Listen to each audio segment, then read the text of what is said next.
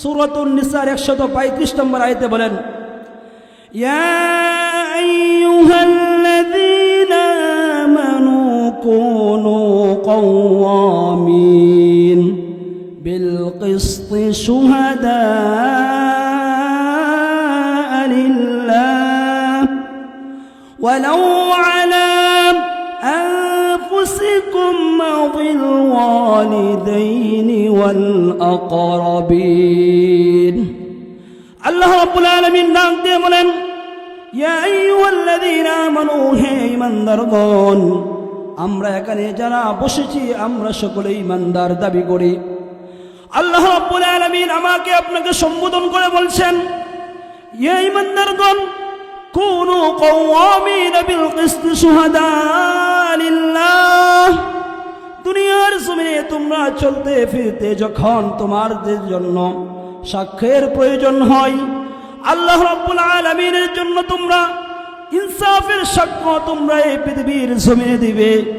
যদিও সে সাক্ষ্য তোমাদের বিরুদ্ধে চলে যায়, আল্লাহ রাব্বুল আলামিন বলেন, এই পৃথিবীর জমিনে আমার আপনার সবচেয়ে আপনজন হচ্ছে আমার মা বাবা। আমার মা বাবার চেয়ে বলেন তো দেখি এই পৃথিবীর জমিনে আপনার আপনজন কেউ আসেনি?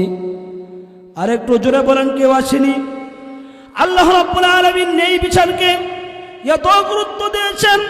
রব্বুল আলামিন বলেন, এই বিচার করতে গিয়ে যদি তোমার বাবার বিরুদ্ধেও চলে যায়, তোমার মার বিরুদ্ধেও চলে যায়, আল্লাহ রাব্বুল আলামিন বলেছেন ওই মা বাবার বিরুদ্ধে গিয়েও ইনসাফ করার জন্য যিনি বলে দিয়েছেন তিনি কে?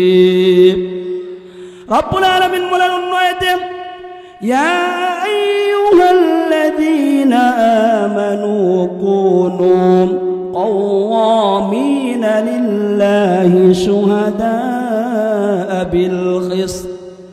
আল্লাহ রাব্বুল আলামিন বলেন, তোমরা যারা মুমিন যেন দাবি করো তোমরা একমাত্র আল্লাহ রাব্বুল আলামিনকে রাজি খুশি করার জন্য দুনিয়ার জমিনে যখন সাক্ষ্যগুলো দিবে, ইনসাফের সাক্ষ্য দিবে।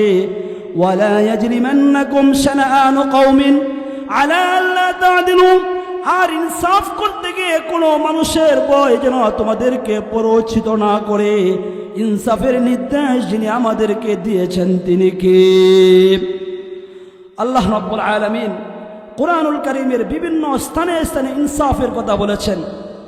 মুহতারাম হাজিরিন, আজকে আমরা আমাদের সমাজ ইনসাফ থেকে অনেক দূরে, এতটাই দূরে যে আজকে আমাদের সমাজের মধ্যে মানুষের মধ্যে কোনো ইনসাফ নেই।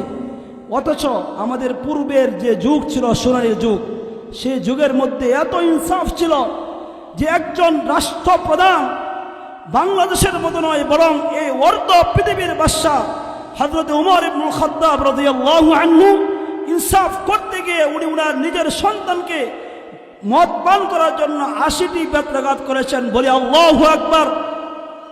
হযরত উমর রাদিয়াল্লাহু আনহু সন্তান মিশরের মধ্যে মদ পান করেছিল। খলিফাতুল মুসলিমিন হযরত উমরের সন্তান যখন মিশরের জমিনে মদ পান করেছে, খলিফাতুল মুসলিমিন হযরত উমর রাদিয়াল্লাহু আনহু নিযুক্ত করেছিলেন গভর্নর হযরত আমর ইবনুল আস রাদিয়াল্লাহু তাআলা আনহুকে।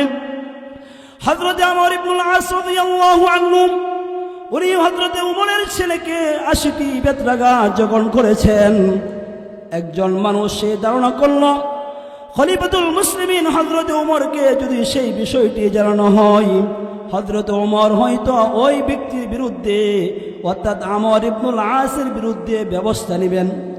ওই ব্যক্তি জানা ছিল হযরত উমর অর্ধ জাহানের খলিফা হওয়ার পরেও তার সন্তানকে যে প্রহার করেছে, উমর রাদিয়াল্লাহু আনহু শুনলে হয়তো রাগান্বিত।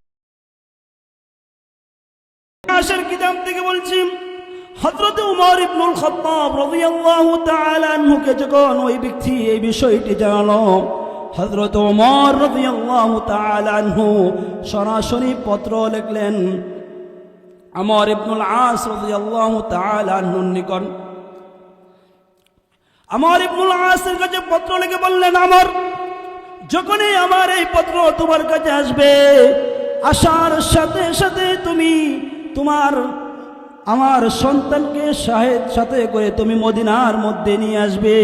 হযরত ওমর ইবনুল খাত্তাব রাদিয়াল্লাহু তাআলা আনহু উনার সন্তান যখন মদিনায় আসলেন, হযরত ওমর রাদিয়াল্লাহু তাআলা আনহু আরো অনেক শাস্তি দিলেন। এবার ওই ব্যক্তিটি ওমরকে জিজ্ঞাসা করল, ওমর, আমার তো মনে হয়েছিল আপনি আমর ইবনুল আসকে শাস্তি দিবেন, কিন্তু এর বিপরীত হলো কেন, এই কারণ আমি জানতে চাই। হযরত ওমর রাদিয়াল্লাহু তাআলা আনহু বলেন, আমর ইবনুল আস যে আমার সন্তানকে শাস্তি দিয়েছে, ওই শাস্তি ছিল ইসলামী শরীয়ত অনুযায়ী। আমি আমার সন্তানকে শাস্তি দিয়েছি এই কারণে আমার সন্তান খলিফাতুল মুসলিমিন আমি হওয়ার পরেও আমার সন্তানের আরো বেশি সচেতন থাকা দরকার ছিল বলে। আল্লাহু আকবার। মুহতারাম হাজির, তাহলে উনি ছিলেন অর্ধ জাহানের খলিফা, তারপরে উনার সন্তানকে উনি নিজের হাতে প্রহার করেছেন। হযরত ওমর রাদিয়াল্লাহু আনহু এই শিক্ষা দিয়েছেন যে সন্তানও যদি অপরাধ করে আর ইনসাফ যদি কায়েম করতে হয়, তাহলে সে সন্তানের বিরুদ্ধে গিয়েও ইনসাফ কায়েম করতে হবে। সুবহানাল্লাহ। সম্মানিত হাজিরিন, এইভাবে হযরত আমর ইবনুল আস রাদিয়াল্লাহু আনহু ওনার সন্তান একবার মিশরের মধ্যে দৌড় প্রতিযোগিতা করেছিল। একজন ইহুদি সে ফার্স্ট হয়েছে। তো হযরত আমর ইবনুল আস রাদিয়াল্লাহু আনহু সন্তান মিশরের গভর্নর, এজন্য সে যখন পরাজিত হয়েছে সে রাগে ওই ইহুদির গালে দুটি থাপ্পড় দিয়েছে। তো ইহুদি বাচ্চা চিন্তা করলো যে আমি যদি এখানে বিচার দিই তাহলে তো এখানে বিচার নাও হতে পারে, কারণ এটা মিশরের জমিন, হযরত আমর ইবনুল আসের ক্ষমতা আছে এখানে। সাথে সাথে ওই ইহুদি তার সন্তান সে হযরত উমর ইবনুল খাত্তাব রাদিয়াল্লাহু আনহুর কাছে আসলেন। হযরত উমর রাদিয়াল্লাহু আনহু এই কথা শুনে মাত্রই উনি চিঠি লিখলেন আমর ইবনুল আসকে এবং তার সন্তান সহ মদিনার মধ্যে আসার জন্য। যখন তারা আসলো,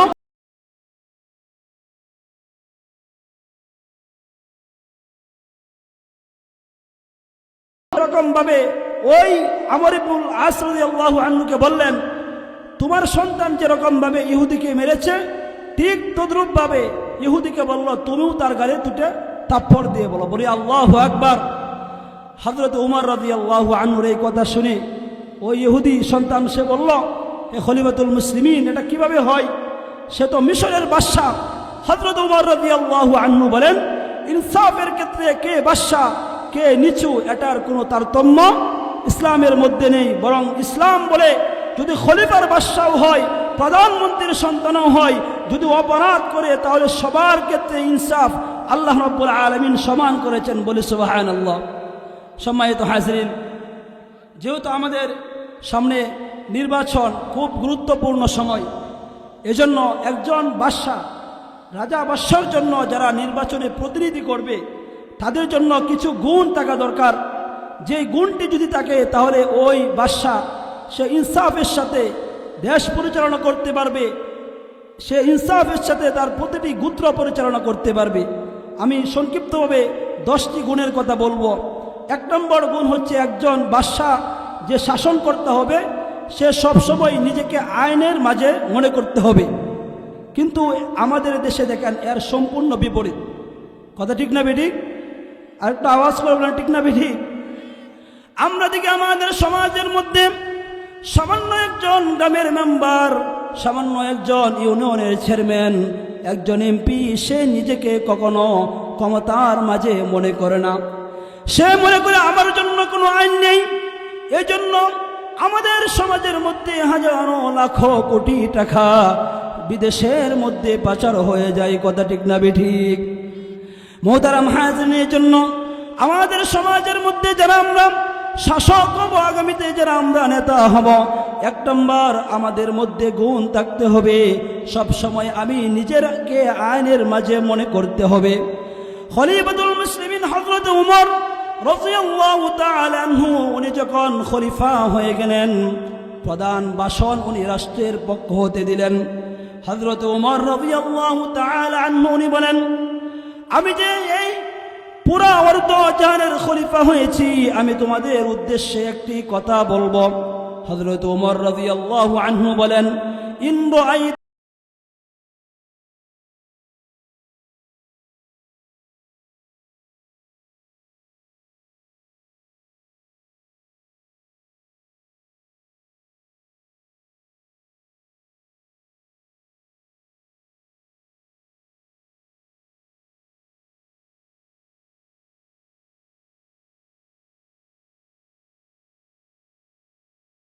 একজন দাঁড়িয়ে বলল, ওয়াল্লাহি লাউ ওয়াজাদনা ফিকা, ওগো উমর, আল্লাহর কসম করে বলি, আপনি যদি ক্ষমতার মধ্যে থাকাকালীন সময়ে ইনসাফ না করতে পারেন, তাহলে আমি আমার তরবারি দিয়ে আপনাকে শুধরিয়ে দিব। বলে আল্লাহু আকবার।